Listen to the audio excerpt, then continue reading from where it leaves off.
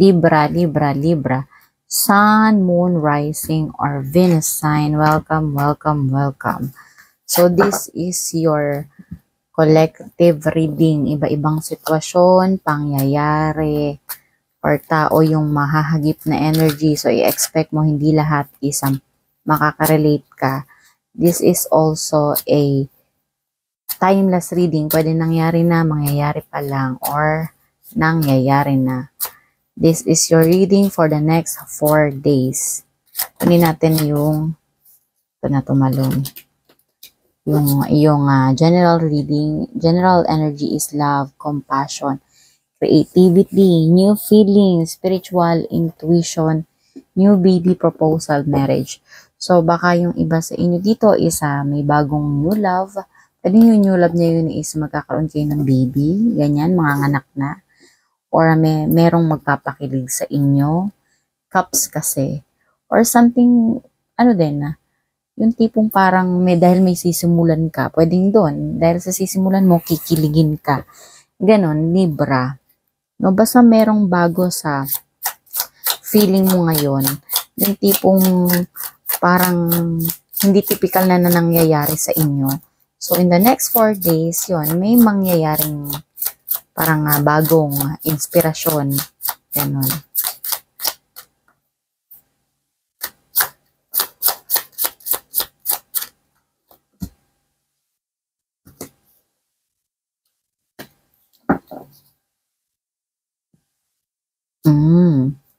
Kasi parang may magsusurprise sa inyo, Libra, gano'n, no? Kaya yung something, parang bago yun sa feeling mo. Kasi, hindi mo ina-expect na darating yun. Kaya nga, di ba, surprise, no? Do what you love, no? So, pwedeng yung iba sa inyo dito, yung bago nga paparating na energy na yon is yung ngayon mo lang na-discover na parang, ay, gusto ko pala ng ganito, no? Bakit? Dati pa tong sumasagi sa isip ko na gawin. Ganon, no? Pero, dahil ngayon lang sumagi sa isip ko tapos ginawa ko. Ngayon, gusto ko pala itong ginagawa na ito. Yun, no? So, dahil daw doon, meron ka daw gagawin na talagang magugustuhan mo. Or maybe, kung person man ito na paparating sa inyo, Libra, baka merong person sa inyo dito na dati kakilala mo na pero medyo hindi mo siya bet or medyo hindi mo siya pinapansin. Ganon. Pero ngayon is parang dahil parang nakita mo yung kanyang essence, yung mabuti sa kanya, maganda sa kanya is yun. Teka lang Yun parang ma-appreciate mo siya. Yun, siguro yun din yun, yung surprise na yun, yung hindi mo ina-expect nga na siya pala yung magiging partner in life ba or magkakagustuhan kayo, ganon, no? Or meron ding iba sa inyo dito na Libra, sometimes I need help, no? Medyo nahihirapan ka na rin daw sa buhay or meron kang dinaramdam emotionally, financial, ganyan, no? Minsan humingi ka din daw ng tulong, no? Since kayo Libra, magagaling kayong mag-advise tsaka may pagka-bossy kayo. Again, disclaimer, hindi ko sinasabi na lahat ng Libra is ganito So, kung hindi ka makaka-relate sa reading na ito, hindi siguro ito para sa iyo, no? So, iisang tabi mo na lang, ganon. So, yun, minsan, humingi ka rin daw ng tulong kung parang feeling mo ang bigat-bigat na, ganun. Kung feeling mo is parang kailangan mo nang dadamay sa'yo, Libra, no, wag ka daw mag-atubili na humingi ng tulong, ganun, no, or dahil nga magaling kayong mang advice, Libra, counselor kayo no, baka minsan kailangan mo din ng magpa-advise. Hindi naman yung laging ikaw na lang yung nag-a-advise, no? Baka kailangan mo din. Kahit anong, sabi nga, yung a healer needs to be healing. No, yung kung ikaw ay healer, minsan kailangan mo din na parang ikaw din yung ginagamot, no? Kung ikaw ay teacher, minsan kailangan mo rin na parang may magtuturo sa'yo. So, ikaw ganun din, no? Kung ikaw Libra, lagi kang nagbibigay ng tulong. So, baka ngayong sitwasyon mo na ito is kailangan mo rin humingi ng tulong, no? Kahit anong tulong ba yan, advice, mga ganun, or financial, ganun. So, panghingi ka din daw ng tulong. So, no justification needed, no? So, wala nang pagja-justify, wala nang pagpili, no, kung kinakailangan mo, no. Halimbawa, kailangan mo ng makakaramay sa buhay mo, no. Yung hindi na kailangan na siya, well-known na tao yun, or basta yung magiging compatible ka, yung tipong basta feeling mo is masaya naman siya kasama, mapapagkatiwalaan, gano'n go with the flow, no?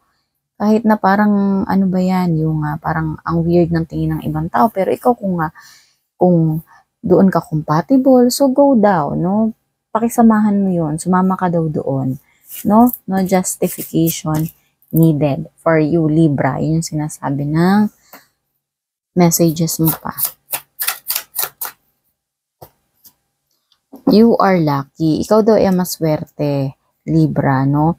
Siguro parang nafe-feel mo ngayon, Libra, na parang lonely ka sa ibang aspeto ng buhay, no? Yung tipong baka meron kang pinagdadaanan ngayon and parang yung iba sa inyo baka na-generalize na ninyo yung isang sitwasyon lang na parang mahirap sa inyo ngayon is parang feeling mo ang bigat-bigat na ng mundo para sa inyo, lahat, no, ganon, na feeling mo wala nang kwenta or wala nang halaga yung financial, no, kasi hindi maganda yung emotion, hindi stable yung iyong emotion, or feeling mo dahil hindi stable yung emosyon, feeling mo wala nang halaga yung mga taong totoong nagmamahal sa paligid mo. So, hindi daw ganon, Libra. You are lucky daw. Ikaw daw ay maswerte sa mga ibang bagay. As long as nakakakain ka 3 beses sa isang araw, hindi ka nakakulong, no, ikaw ay may good health, ganyan. No, ikaw daw ay maswerte, no? So, kung nalulungkot ka ngayon, parang generalize mo na ba lahat or hindi mo na nakikita yung ibang kagandahan or ibang phase ng buhay? So, isipin mo daw lagi na ikaw ay maswerte. Maswerte ka sa ibang bagay, Libra. Kasi yung ibang tao is wala nung meron ka. So, yun. No? So, kuha naman tayo ngayon na ibang message. Intimacy.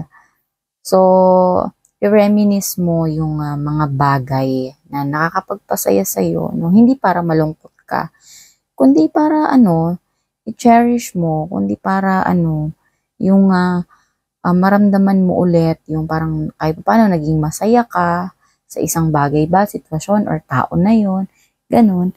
No, kung nafe-feel mo, nalolonely ka, yun, intimacy.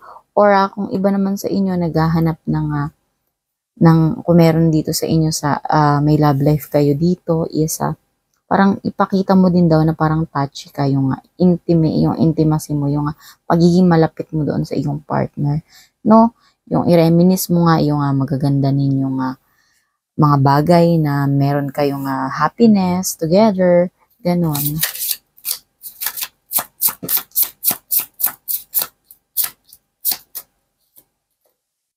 Air sign, Gemini, Libra, and Aquarius. Baka related sa inyo itong person na ito, no? Gemini, Libra, or Aquarius.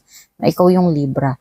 No, or maybe since ito ay air sign, intellect, baka kailangan mo dito ng kasi baka since air sign naman din kayo, baka mas lalong paigtingin mo pa daw dito yung iyong intellectual, yung or baka mas lalo kang maging mapag-isip for the next 4 days, Libra, ganyan, something ganyan, kasi lumabas yung air sign, no? Kung intellectual naman talaga kayo, Libra. Pero alam mo yun, baka mas lalong maging mas palaisip kayo sa mga darating na araw. challenges, no? Kung meron ka bang pinagdadaanan daw ngayon, Libra, no? Challenges lang daw yan ng buhay. So, make a decision, work on inner healing. So, gumawa ka daw ng desisyon na unahin mo or gawin mong desisyon is yung pagalingin mo yung iyong sarili, work on inner healing. No, yung tipong saan ka bang aspeto ng buhay nasaktan sa sitwasyon na yun, sa pangyayari ba, sa bagay ba, sa tao ba, ganyan, no? So isipin mo yung mga bagay, no, na or mga tao, sitwasyon na nakasakit sa'yo every time na maaalala mo. So magkaroon ka ng pagkakataon or ng chance na i-heal mo yung sarili mo, no? Kung halimbawa, may mga oportunidad ka na napalampas or may mga tao na iniwan ka or naghiwalay kayo, gano'n. Unang-una, damayan mo daw yung sarili mo. No, magkaroon ka ng compassion para sa sarili mo. Pangalawa is, i-let go mo kung talagang hindi na siya kailangan or hindi na talaga mag-work yung bagay na yon. So, matuto kang mag-let go or i-accept mo, no, yung mga bagay or yung tao na yun na wala na sa'yo. Ganon, no? So, magkaroon ka ng inner healing, no? The moment na mahagip ng iyong isip yung sitwasyon, tao, or bagay or pangyayari na yon sa buhay mo, no? Yun. Kasi challenges lang daw yan ng buhay. Kaya, kailangan magkaroon ka ng inner healing. So, kuha naman tayo ngayon ng angel messages mo. Sabi ni Archangel Daniel, I am the angel of marriage and I am assisting you right now. Siya daw ang anghel ng marriage, ng kasal, no? Ganon. O yung divine union, no? Yung pagsasama, ganyan. And siya daw ang mag-a-assist or tutulong sa'yo sa ganitong sitwasyon mo, no? So, may pinagdadaanan siguro yung iba sa inyo dito sa marriage life, ganyan, ganon. So, kaya ang overall energy mo is love, compassion, creativity. In connection dito sa readings natin is magkaroon ka ng love, ng compassion, ng pakikidalamhati din sa iyong sarili, ganyan, ang pagmamahal sa iyong sarili, ganyan, no? So, yun lang yung iyong reading for the next 4 days. Thank you.